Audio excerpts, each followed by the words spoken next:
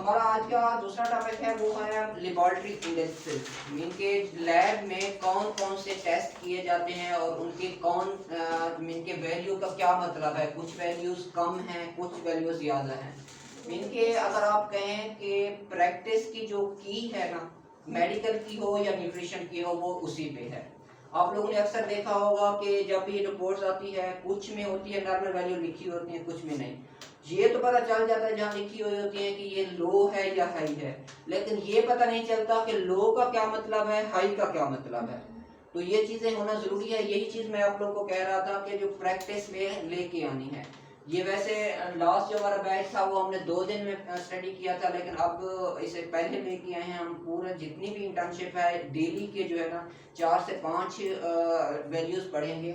उसमें यह है कि ताकि आप लोगों को याद हो जाए, और डेली में जो है ना उसे डिस्कस भी करेंगे, क्योंकि वो ज़रूरी है। आप देखें कि जितनी भी प्रैक्टिस है, एक तो प्रैक्टिस आप लोगों की चल रही होती है, डॉक्टर है या न्यूट्रिशनिस्ट, उसके काम के लिहाज से एक्सपीरियंस हुआ खड़ा होता है, लेकिन जितनी अगर रिकमेंडेशन है वो फॉल भी इसी के कर रही है। जैसा कि अब फार्मासिस्ट है, अगर इंटरनेशनल रूल के मुताबिक डॉक्टर मेडिसिन रिकमेंड नहीं कर सकता।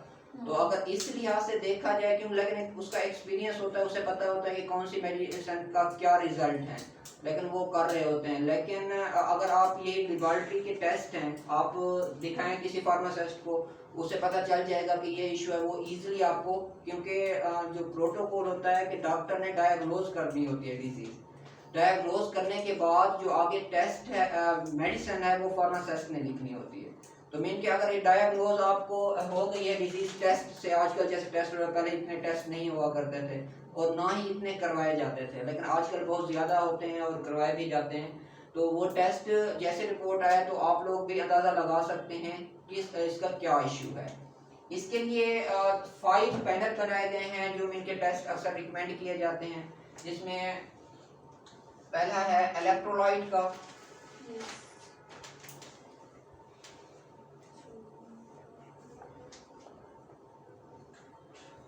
दूसरा है लीवर प्रोफाइल,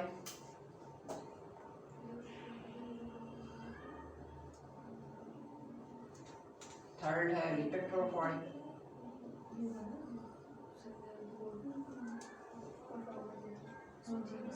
ये लिख लें सारी। दूसरा basic metabolic,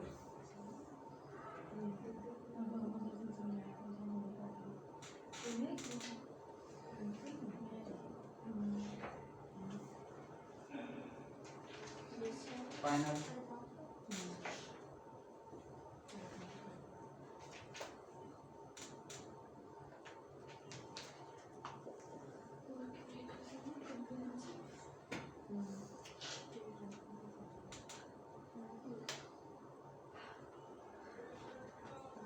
comprehensive metabolic panel. अब देखना ये है कि ये अलग अलग क्यों हैं सारे पैनल, और एक पैनल में कौन कौन से टेस्ट आते हैं। सबसे पहले हम देखेंगे इलेक्ट्रोलाइट में कौन कौन से टेस्ट आते हैं।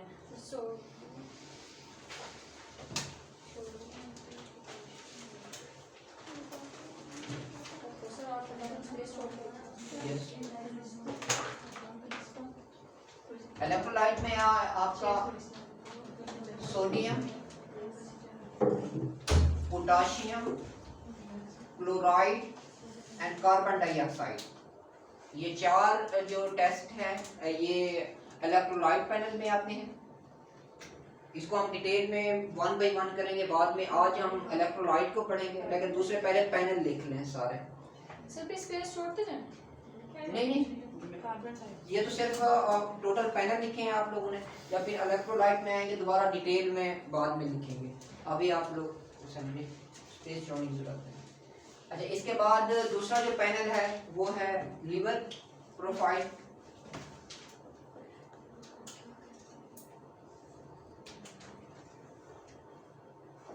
इसे लिवर प्रोफाइल को हेपेटिक पैनल भी कहते हैं। इसमें जो टेस्ट आते हैं आप लोगों के वो है टोटल प्रोटीन,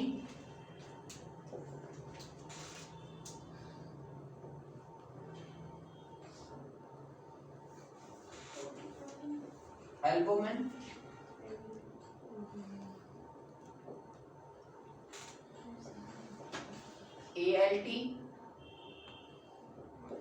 एलानाइन एमिनोट्रांसफरेज, और AST aspartame aminotransferase, sir AIT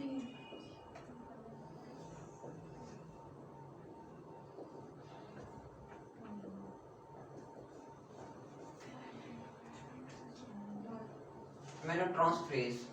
AST होता है एस्पार्टम,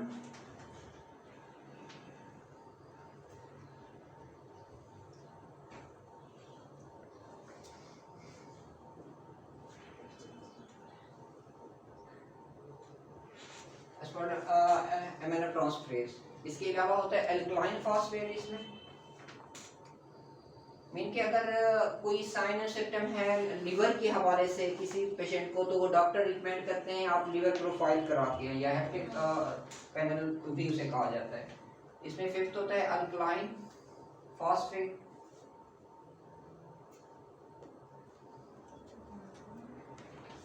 और सिक्स्थ इसमें होता है आपका बिलीरोबन,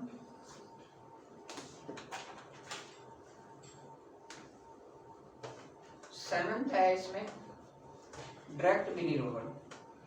डायरेक्ट। हाँ,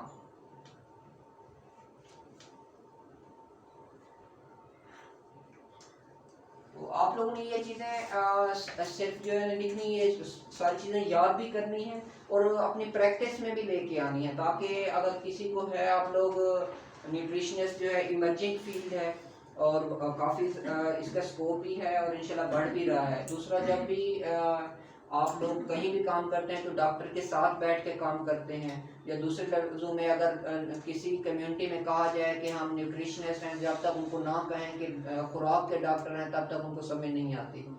तो मिलकर जब डॉक्टर का लग जाता तो फिर वो ये चीज़ें भी पूछते हैं लोग फैमिली में भी, तो इसी वजह से आप लोगों को ये चीज़ें पता होना ज़रूरी है। तो इसके अलावा है आपका लिपिड प्रोफाइल।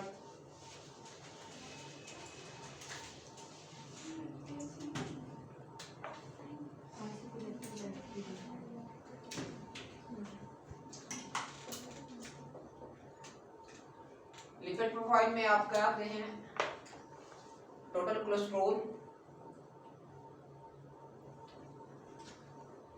जितने भी हार्ट का इश्यू होता है मोस्टली ये लिपिड प्रोफाइल लाजमी होती है इसमें। दूसरे नंबर पे आती है आपका LDL। LDL का पता है यस सर। क्या होता है? लो HDL ट्राइग्लिसराइड।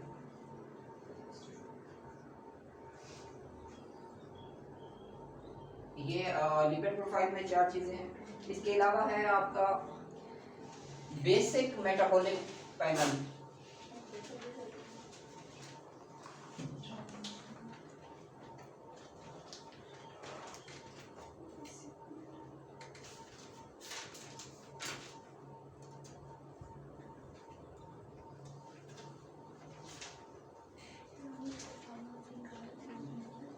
समझ आ गई? बेसिक मेटाबॉलिक पैनल में आपके सबसे पहले इलेक्ट्रोलाइट आते हैं। मेन के इलेक्ट्रोलाइट के जो चार हमने रीड किए हैं वो सारे इसमें आएंगे।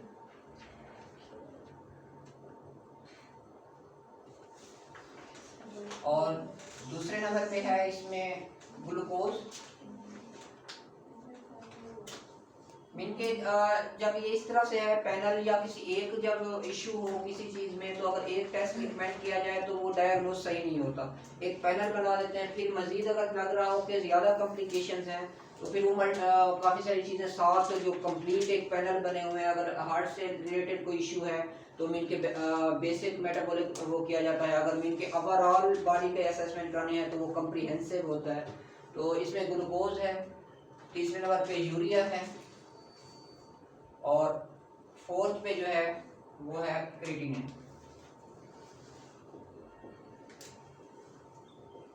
अच्छा, अब कॉम्प्रिहेंसिव जो है मीन के इलेक्ट्रोलाइट और इन थ्री को साथ ऐड करके जो हमने लिवर प्रोफाइल पढ़ी थी वो भी ऐड है। मीन के अगर इसे बेसिक की बजाय कॉम्प्रिहेंसिव कर दें, तकरीबन 14 जो है कॉम्प्रिहेंसिव में इलेक्ट्रोलाइट फोर्थ हैं चारों, ग्लूकोज भी है, यूरिया भी है, क्रेटिनिन भी है, और 5th पे इसके साथ आ जाता है आपका लिवर प्रोफाइल।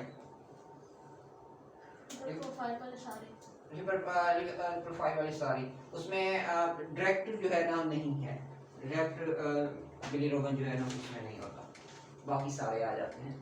ये इनके 5 पैनल थे। आप इसका तमाम पैनल का मकसद ये इलेक्ट्रोलाइट ओवरऑल बॉडी के फ्लूइड या एसिडिक बेस बैलेंस है या फ्लूइड बैलेंस है, इन तमाम चीज़ों को देखा जा रहा होता है उसमें। तो दूसरी चीज़ें जैसे लिवर है, उसमें लिवर के फंक्शन होते हैं, लिपिड में लिपिड के फंक्शन होते हैं। ओवरऑल अगर बॉडी की फंक्शनिंग को देखना है तो आप कंप्रीहेंसिव या बेसिक मेटाबॉलिज्म यूज़ करते हैं पैनल। आज का हमने जो डिटेल में चेक करना है वो है इलेक्ट्रोलाइट। इलेक्ट्रोलाइट पैनल में मीन के जो 4 चीज़ें हैं उसकी डिक्रीज या नॉर्मल वैल्यूज़ क्या हैं उसकी बॉडी में। अगर वो इंक्रीज कर रहे हैं तो उसका क्या मतलब है, अगर वो डिक्रीज हो रहे हैं तो उसका क्या मतलब है।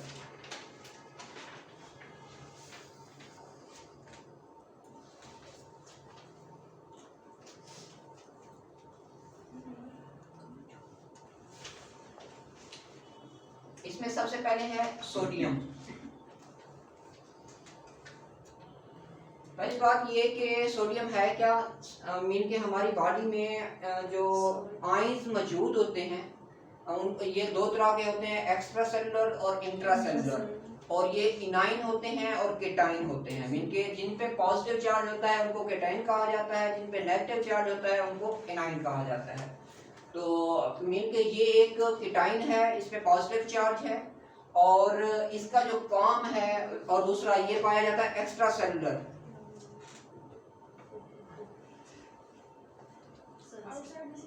क्या चीज वो कुछ देख, आप लोग लेक्चर पे फोकस करें। यस सर, वो भी सर इसी का ही था, एक पर फॉर्म है हमारे पास में।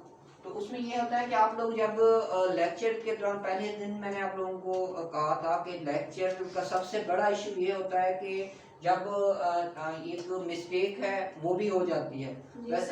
और दूसरी चीज़ ये है कि अगर आप लोगों को जो इन्फॉर्मेशन है आप वहाँ उसी के बीच ले आते हैं लेक्चर के दरमियान, तो ना ही उसका फायदा होता है इन्फॉर्मेशन का और जो दी जा रही है उसका भी। ये तमाम चीज़ें कंपैरिजन है या दूसरी चीज़ें वो लेक्चर के दौरान कोशिश किया करें कि जो चीज़ पढ़ाई जा रही है उस पर फोकस करें और ताकि जो है ना उसको समझ सकें आप लोग। ये सोडियम का बताया, एक एक्स्ट्रा सेलुलर केटाइन है, एक तो ये केटाइन है, दूसरा एक्स्ट्रा सेलुलर है, मीन कि ये सेल के बाहर मौजूद होता है। अब दूसरी बात ये है कि सोडियम का काम क्या है, ये करता क्या है।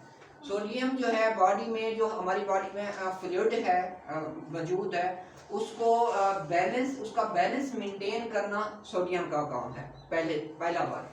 दूसरा जो इसका काम है, जो हमारी किडनी से ब्लड की एक्सक्रीशन, मीन के किडनी से रिमूव कराना ब्लड को और रीअब्जॉर्ब कराना, मीन के दोबारा जो सर्कुलेट होके ब्लड आया है दोबारा एब्जॉर्ब हुआ है, वो भी सोडियम का काम है।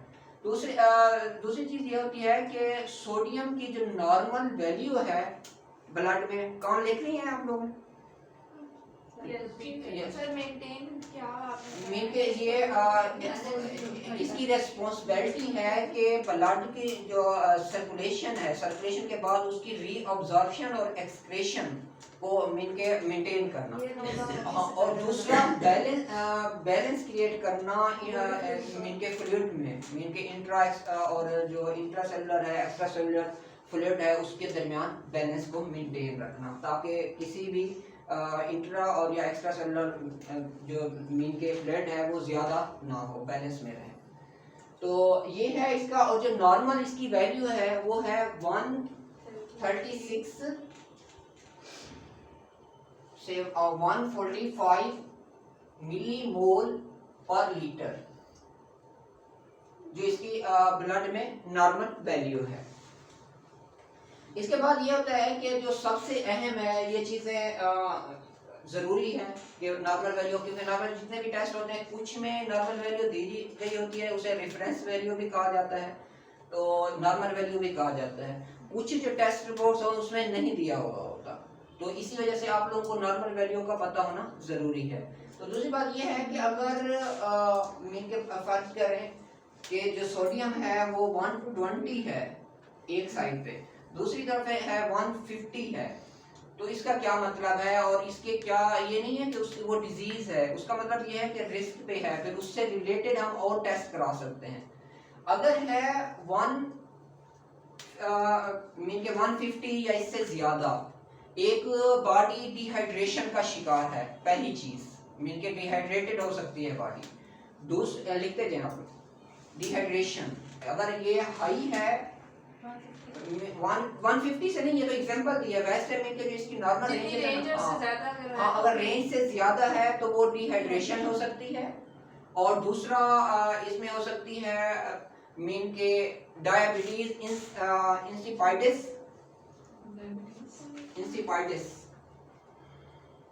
ये है डिहाइड्रेशन।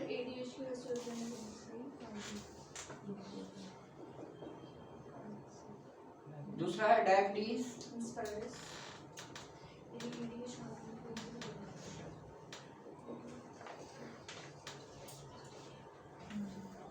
और इसमें यह है कि फिर सवाल आता है कि डायबिटीज इंसिपाइटिस क्या है। इसमें यह है कि ये डायबिटीज नहीं है, बिल्कुल शुगर के साथ इसका कोई ताल्लुक नहीं है, लेकिन जो इसके जैसे कि शुगर में पॉलीडेप्सिया, प्यास का ज़्यादा लगना होता है, इसमें भी वही इसके साइन है। और उसके अलावा डायबिटीज़ में भी यूरिनेशन ज़्यादा हो रही होती है, इसमें भी यूरिनेशन ज़्यादा हो रही होती है, तो इसी वजह से जो है ना इसे डायबिटीज इंसिपाइटिस कहा जाता है। तो इसकी मीन के पानी आप जितना भी पीते रहें आपको प्यास भी खत्म नहीं होगी, और दूसरा जो है आप यूरिनेशन भी ज्यादा होगी। सिम्टम्स ऐसे होते हैं लेकिन होती नहीं। हाँ मीन के डायबिटीज नहीं है, सिम्टम उसी तरह से होता है, लेकिन एक प्रॉब्लम है, एक डिजीज है, डिसऑर्डर है ये बॉडी की। कि आप देखें कि एक बंदा है कि प्यास भी बार बार लग रही है, लेकिन वो पानी भी पी रहा है लेकिन खत्म नहीं हो रही। That is big problem. इनके पेट फट भी जाते हैं कुछ लोगों के इस तरीके से, तो मीन से काट भी सकते हैं, और होता भी है इस तरह से, काफी सारा ओडीमा या फिर ओबेसिटी, इस तरह से और भी डिजीज हो जाती है इससे। इसके अलावा डायबिटीज इंस्पायर्ड है, ये एडीएच हार्मोन की वजह से भी तो होती है, जिसकी वजह से बहुत ज्यादा प्यास लगना शुरू हो जाती है। एडीएच की वजह से भी होती है, लेकिन उसमें ये है कि आप लोग जैसे नेट यूज कर रहे हैं तो नहीं पढ़ा है आप लोगों ने, एक जो इंफॉर्मेशन होती है लेक्चर के हवाले से, मीन के वैसे अगर जैसे मैं अक्सर कहता हूँ कि वैसे इंफॉर्मेशन जो नॉलेज है ना वो खत्म नहीं होता। एक चीज को लें, मैंने एग्जांपल दी थी कि एक विटामिन ए है, हम विटामिन ए के बारे में क्या पढ़ते हैं, ज्यादा से ज्यादा इतना पढ़ते हैं कि ये कौन सी जगह में पाया जाता है और किस लिए यूज होता है, लेकिन एक बुक भी है, कई बुक्स है सिर्फ विटामिन ए पे। तो मीन के इससे रिलेट करें तो काफ़ी सारी चीज़ें रिलेट होती जाती हैं, लेकिन जो मिसाल के तौर पर हमें है इस वक्त हम सिर्फ इसी चीज़ पे फोकस कर रहे हैं। इसके अलावा दूसरी है कशिंग डिजीज सिंड्रोम। हाँ, अब कशिंग सिंड्रोम जो हमारे बॉडी में होता है, किडनी के जो कॉर्टेक्स है उसके हर किडनी के ऊपर कॉर्टेक्स एक मीन के एंजाइम हार्मोन मौजूद होते हैं, तो वो ये उससे रिलीज होता है एक हार्मोन कॉर्टिसोल। इसमें ये होता है कि कॉर्टिसोल की जो मिकदार होती है वो, और कॉर्टिसोल क्या करता है, हमारी जो डिप्रेशन है या मीन के परेशानी उसको कंट्रोल करता है, उसको ब्लड प्रेशर को मेंटेन करने के लिए जैसे ये रिलीज होगा तो मीन के ब्लड प्रेशर या इस तरीके से दूसरे जो साइड इफेक्ट हैं उससे बच जाते हैं। लेकिन इसमें क्या होता है वो इंक्रीज ज़्यादा होता है। उसकी दो वजह आते हैं कि एक तो जैसे लिथियम वगैरह है, कॉर्टिकोस्टेरॉइड्स यूज होते हैं डिप्रेशन में, उसके ज़्यादा इस्तेमाल की वजह से भी हो सकता है, और मीन के या इसकी वजह से भी सोडियम की ज़्यादती की वजह से भी हो सकता है। उसमें प्रॉब्लम यही है कि फिर आपकी जो बॉडी का सिस्टम है वो डिस्टर्ब हो सकता है कशिंग सिंड्रोम में। फिर दूसरी चीज़ आती है कि अगर ये थी हाई, अब अगर सोडियम की मिकदार 130, जैसे मैंने आपको कहा कि जो नॉर्मल वैल्यू से कम है 136 है, तो मीन के 120 है या इससे भी कम हो सकती है। और दूसरी बात यह है कि इतनी इनकी नॉर्मल वैल्यू से ज़्यादा फिर भी एक रेंज होती है कि मीन के कितना स्वेयर है, मीन के बहुत ज़्यादा है या कम। कुछ चीज़ें फिर इग्नोरेबल होती हैं कि अगर समटाइम्स स्टेरॉइड्स की वजह से, मेडिकेशन की वजह से, इन्फेक्शन की वजह से भी वैल्यू चेंज हो रही होती हैं। तो इसी वजह से एक जो हमारा न्यूट्रिशनिस्ट का काम है, वैसे हम कहते हैं कि इंडिपेंडेंट है या इस तरीके से जो इसका डॉक्टर के साथ कॉम्बिनेशन है वो बहुत अच्छा है, लर्निंग के लिहाज से भी और रिजल्ट के लिहाज से भी, क्योंकि हम सिर्फ चीज़ों को देख रहे होते हैं न्यूट्रिशन पॉइंट ऑफ व्यू से, तो मेडिसिन या मेडिकल पॉइंट ऑफ व्यू से या फिजियोलॉजी के लिहाज से या एनाटॉमी के लिहाज से चीज़ें डिफरेंट होती हैं, केमिस्ट्री के लिहाज से। तो अगर मैं इनके ये एग्जांपल ले रहा हूँ 120 में के लो है या इससे भी कम हो सकता है, 80 हो सकता है, तो उसकी वजह ये है कि एक आपको वोमिटिंग हो सकती है, डायरिया है, वो भी इसकी कमी की वजह से होता है। इसके अलावा है एडिसन सिंड्रोम।